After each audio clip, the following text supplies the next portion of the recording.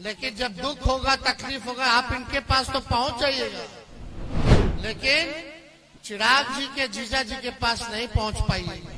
कि अब तक चिराग पासवान भी बने सांसद जमुई से, लेकिन एक पार्टी का भी दफ्तर नहीं खोल पाए।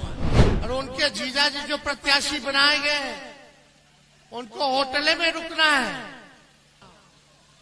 औरंगाबाद में, नवादा में, आपका जमुई में, गया में, ये 4 जगह जो है चुनाव है। यहां से अर्चना रविदास जी को जमुई से प्रत्याशी बनाया गया है। औरंगाबाद से अभय कुशवाहा जी को, नवादा से संतोष कुशवाहा जी को और गया जिले से सरबजीत पासवान जी को हम लोगों ने उम्मीदवार बनाने का काम किया है, जो पहला चरण है। अर्चना रविदास जी यही की बेटी है, इसी लोकसभा क्षेत्र झाझा इनका घर पड़ता है, लक्ष्मीपुर में। लोकल कैंडिडेट है, घर की बेटी है, पढ़ी लिखी महिला है, रविदास समाज से आती है, और हम लोगों ने बहुत सोच विचार करके इनको उम्मीदवार बनाया है, ताकि जमुई की जनता को जो है बाहर ना जाना पड़े जब कोई तकलीफ हो, दुख हो, दर्द हो। दूसरी तरफ से आप लोग देखिएगा, जो प्रत्याशी हैं, रामविलास पासवान जी के दामाद हैं, चिराग पासवान जी के जीजा हैं, लेकिन आप पता कर लीजिए उनका घर कहाँ है, आपको भी नहीं मालूम है। जब दुख होगा, तकलीफ होगा तो कहाँ जाइए?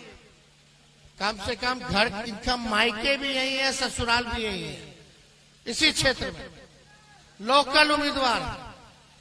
लेकिन जब दुख होगा, तकलीफ होगा, आप इनके पास तो पहुंच जाइएगा, लेकिन चिराग जी के जीजा जी के पास नहीं पहुंच पाइएगा। आप सब लोगों को पता होना चाहिए कि अब तक चिराग पासवान भी बने सांसद जमुई से, लेकिन एक पार्टी का भी दफ्तर नहीं खोल पाए। कम से कम आदमी पार्टी का दफ्तर चला जाता। आते हैं तो होटल में रुकते हैं, और उनके जीजा जी जो प्रत्याशी बनाए गए हैं, उनको होटले में रुकना है।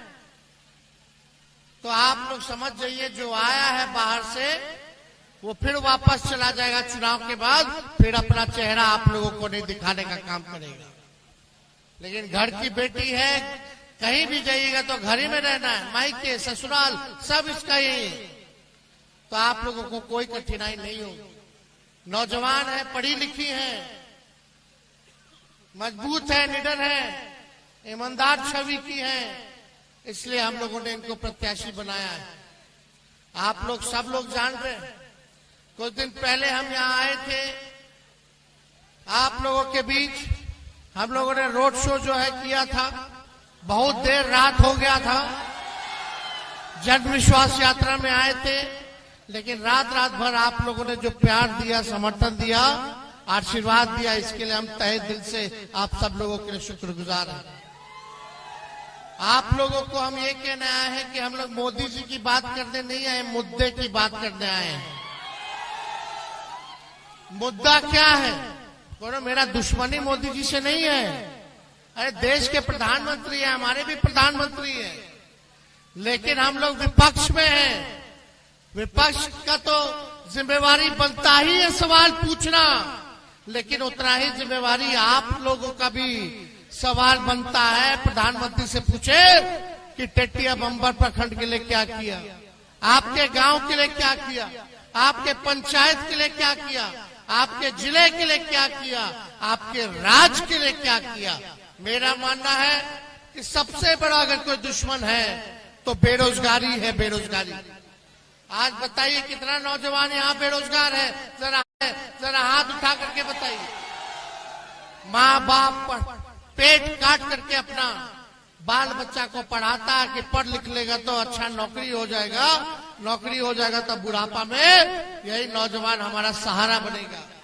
लेकिन मोदी जी ने एक बार भी नौकरी देने के बारे में बोला। अभी जम्मू में आए थे, बोले कि कितना नौकरी देंगे, क्योंकि वो जानते हैं 14 में ही बोले थे कि 2 करोड़ देंगे, लेकिन अब तक कोई नौकरी जो है उन्होंने 10 साल में नहीं दिया। आपको समझना पड़ेगा, केंद्र में सरकार है भाजपा की 10 सालों से, मोदी जी प्रधानमंत्री है 10 सालों से, और बिहार में डबल इंजन की सरकार है भाजपा। अब मुख्यमंत्री नीतीश कुमार जी की सरकार है 17 साल से। यहाँ के सांसद लगातार एनडीए को जिताने का काम किया आप लोगों ने। आप लोग देखिएगा लगातार चिराग पासवान जी जो एनडीए में है, मोदी जी के साथ है, यहाँ का विधायक सब कोई एनडीए का है, यानी ऊपर से नीचे एनडीए का। बताओ, ये 17 साल 10 साल और 3-3 बार सांसद बनाया लोगों ने, 15-20 साल से सांसद है एनडीए का, विधायक उनका, फिर भी क्या दिल में हाथ रख के बोलेगा कि गरीबी खत्म हुआ? क्या शिक्षा व्यवस्था सुधरी? क्या अस्पताल में दवा इलाज अच्छा से हो रहा है? क्या दिए मोदी जी? क्या दिए आप लोगों को? ना नौकरी दिए, पलायन नहीं रोक पाए, गरीबी नहीं हटा पाए। मोदी जी खाली कहते कि 5 किलो राशन दिए। अरे 5 किलो राशन को मोदी जी के आने के बाद से नहीं मिल रहा है, वो पहले से कांग्रेस के जमाने से मिल रहा है। पहले तो तेलों मिलता था, चीनियों मिलता था, कि राशन तेलों मिलता था। तो खाली बताओ, मोदी जी बोलते हमने गरीबी दूर कर दिया। अगर गरीबी दूर कर दिया तो पूरे देश भर में 80 करोड़ लोगों को अनाज काहे ला दे रहे? आप लोग एक मौका हम लोगों को दीजिएगा तो हम लोग अनाज तो देंगे, लेकिन साथ में नौकरी भी देने का काम करेंगे। चुनाव में हमने वादा किया था 20 में कि अगर अपने भाई बेटा को एक मौका दीजिएगा तो 10 लाख लोगों को सरकारी नौकरी हम देने का काम करेंगे। जब मुख्यमंत्री जी हमारे अभिभावक हैं, बुजुर्ग हैं, उनका हम सम्मान करते हैं, लेकिन जब वो बीजेपी को लात मार के आए थे, हम लोगों से माफी मांगा कि अब मर जाएंगे, मिट जाएंगे, लेकिन भाजपा में नहीं जाएंगे। हम लोगों ने फिर से अपनाया, उनको फिर से मुख्यमंत्री बनाया। आपका बेटा, आपका भाई उप मुख्यमंत्री बना, और बनने के साथ जो 17 साल में नहीं हुआ था, वो 17 महीने में 5 लाख लोगों को सरकारी नौकरी हमने देने का काम किया। पैनोरमा ग्रुप, जो सोचता है वो करता है। आपके अपने सपनों का आशियाना।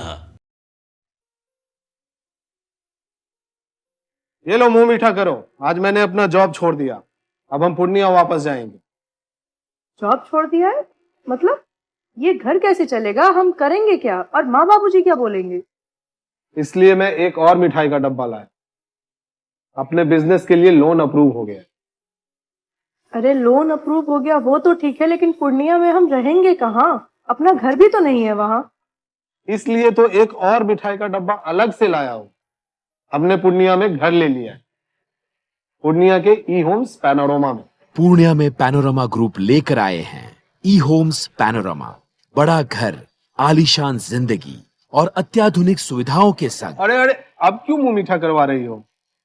क्योंकि हम घर वापसी जो कर रहे हैं।